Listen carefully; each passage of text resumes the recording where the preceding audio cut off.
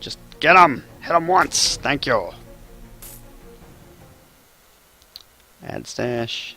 Add stash. Oh, not stash. I guess it's my private stash. I got stash in the brain now. I'm thinking of Frog Dice Inc.'s stash. And how much I would like to be playing that at the moment. They've been teasing and taunting me left. It's the only stash to date is the only game that I have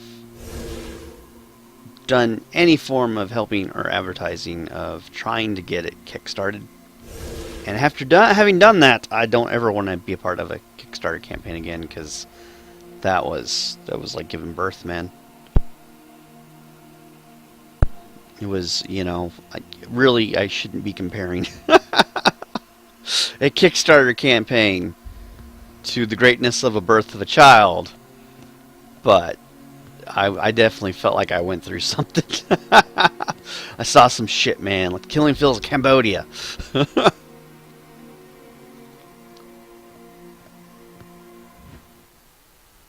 Oh, yes, more. At least you got a war boss in here. One war boss thrown in with all the savage orcs, which I loathe. Alright, start the savage orc beatdown.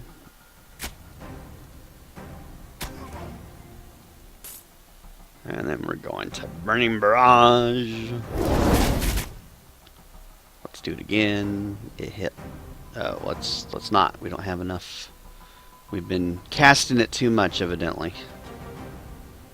Let's just take out these guys in the back.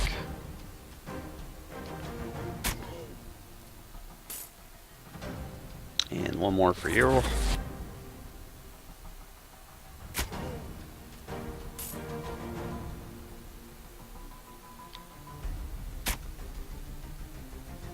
That, and I guess seeing essentially a ward save come up as tattoos just kind of annoys me. Those are some pretty fucking spectacular special tattoos, man. They can protect you from blunt force objects. I mean, everyone should have those tattoos. Hands down.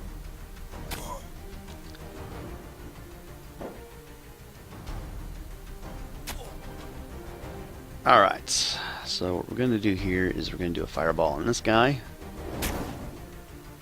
And then a fireball again on said guy.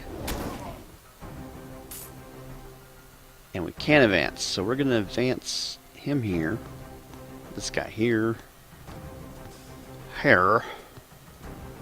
And then over there. First things first, Akram's Mindrazaz. With some deflection. With a side order deflection. Not like full deflection, just partial. Alright, good. He's down, got some extra gold. I've almost got 100k go. I'm curious as to when the gold stops. And I'm also kind of quite bummed out that there is a point where you earn money and there's nothing you can do with it. Like, absolutely nothing. Now, I mean, if I bought scrolls and potions and that kind of crap, but you've seen my playstyle. I don't need potions and that kind of crap. I mean, I'm flying through this, but you know, I'm a Warhammer Quest player from back in the day, which would make perfect sense as to why I would be flying through things like this. I would hope. It's just like with Space Hulk. You know, whenever I played Space Hulk for years, tabletop, and then when it became a board game, you know, I had all my years of tactics of aggressive Space Hulk, Terminator, and Gene Stealer gameplay. So when it came to PC, I was leaps and bounds. Literally, I mean, because I'm a very fast, aggressive tabletop player. As you can see from my playstyle of this game, you can't hide that. But when I was doing Space Hulk and someone got matched up with me, I immediately just felt bad for him. Just immediately. And I actually stopped doing multiplayer of Space Hulk without friends or someone I know, because you did not want to get matched up against me. If you don't believe me, go back to my Twitch log. I was going to do a Space Hulk multiplayer series, and I mean, I just ruffle stomped this guy, and he was like, there's no way I can win. I mean, we were a quarter through the match, and he saw how aggressive I was being and what I was doing, and he's like, there's no way I can beat you. There's just no way. I'm doomed from the get-go because of how fast and aggressive I am. And I literally felt bad because we were streaming that, and I'm not trying to deter anyone from playing it. And so yeah, I stopped streaming it and stopped doing it because I couldn't get someone that would play it with me where I would not feel bad during said play. I do. I felt so horrible.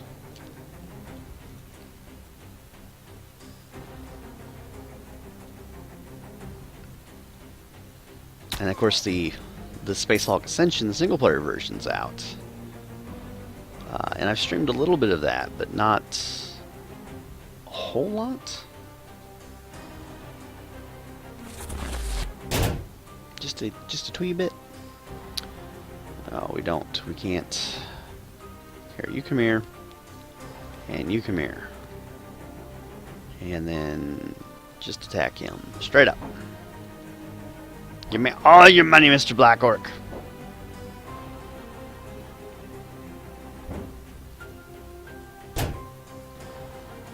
Alright. I have my in case of emergency break glass. So, we're going to use it now. You can see why it's in case of emergency.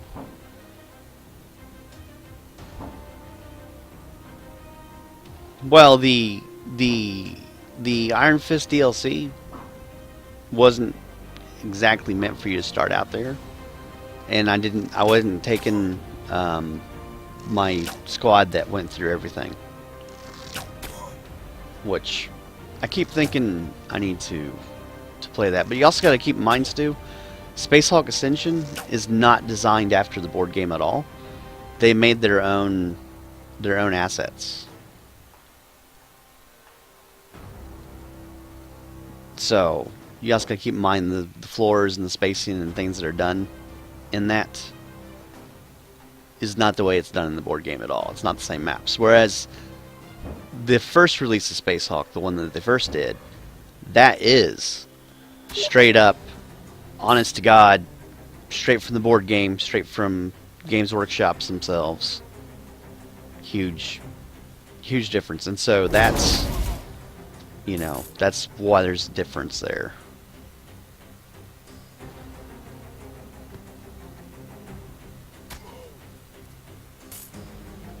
But I think it's one of the reasons why I enjoy Space Hulk Ascension, is because it's completely new. A delirious man comes squealing out of the shadows. Thank Shyla. Get me out of here, please, says the man, pathetically clawing at one of the warriors. Party leads the madman out of the caves and into the light. He nods his head in thanks and then makes as if to leave and gives an annoyed look. When his way is blocked, oh, he moans in sudden understanding. You've been sent to take me back to Grinzot. Well, I'm not going. The greenskins, they're everywhere. They're not going to stay in the mountains. He gets down on his knees and begins to sob. Let me go. No one need know you found me. I'll head north. You'll never see me again. You can let the man go, but there'll be no reward on your return to Grinzot. What will you do? He made an agreement, so we're taking him back. The tanner spits at the nearest warrior and receives a sharp cuff around the ear for his trouble. He's worth an extra 500 crowns, and you return to Grinzot. The tanner moans how he'll not cooperate, how he'll bite, spit, and scream, and so it's probably worth taking him back to Grinzot sooner rather than later, or else one of your warriors will simply kill him before you get paid. Yeah. Well, not like I need the 500. That would have been like awesome a couple days ago. Before I would get over 500 for killing a troll with the dwarf. 96,165. Kind of curious if there's like a cap.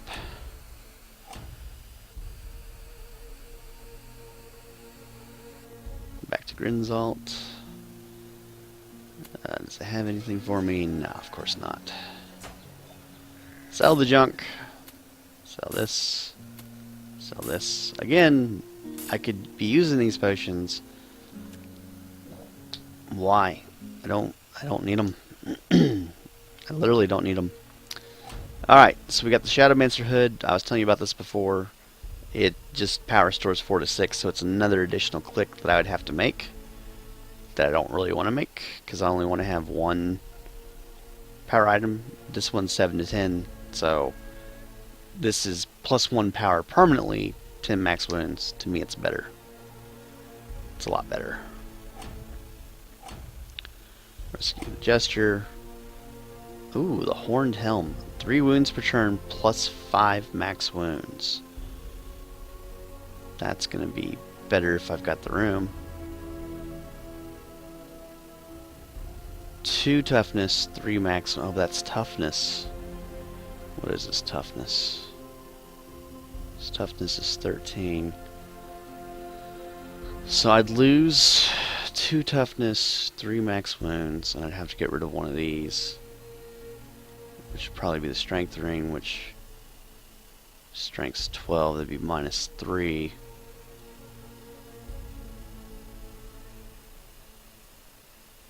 Three wounds per turn, 5 max wounds.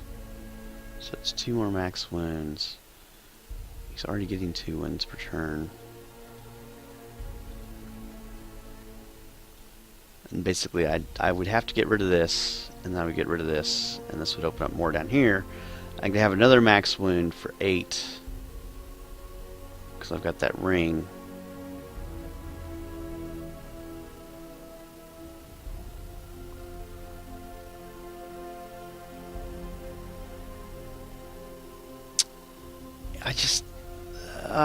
It's so... Basically, I would give up 3 strength and 2 wounds. I'd give up 5 stat bonuses for that. So, I don't think this is what I want. Let's go to Munzag. And you see that I don't really have to fight. You know, I've got in the middle before. The warriors come across the village hit by a storm. The villagers are trying to rebuild their homes. We greatly appreciate the warriors' help. The heroic warriors cannot refuse their pleas and stay. Yeah, we get 3 goals. We've had that before. Okay, we're in Munzig. We've now traveled all of the realm of Averland. The Trickster's Vault. Munzig is a town that clings to the southeastern face of the Black Mountains. The populace are freely independent, disputing the Empire's claim the settlement lies within the nation's border. Getting to Munzig is no easy task, a treacherous climb along a narrow, shale-covered path. Up the steep mountainside deters many casual visitors. However, your party is not so easily swayed. They arrive in Munzig. Weary but unbound, the residents eye the newcomers with suspicion, but will not turn away business. They may staunchly reject the Empire's sovereignty, but they are more than happy to take its coin. Your party is hungry and tired after the journey to Munzig's Inn may be a good place to start. The common room of the inn is quiet. Besides your party, there is only one other patron. It is a dwarf. His gray beard is long, even for one of his race. It spills over his belt and onto the floor, the end lying in a puddle of stagnant ale. This is a strange behavior for a dwarf who normally take pride in their appearance and state of their facial hair. The dwarf stares vacantly at nothing in particular, but then notices the warriors for the first time.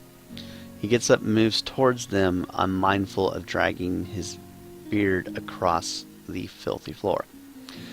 He closes with the kinsman in your party and claps his hand firmly on the warrior's shoulder, speaking in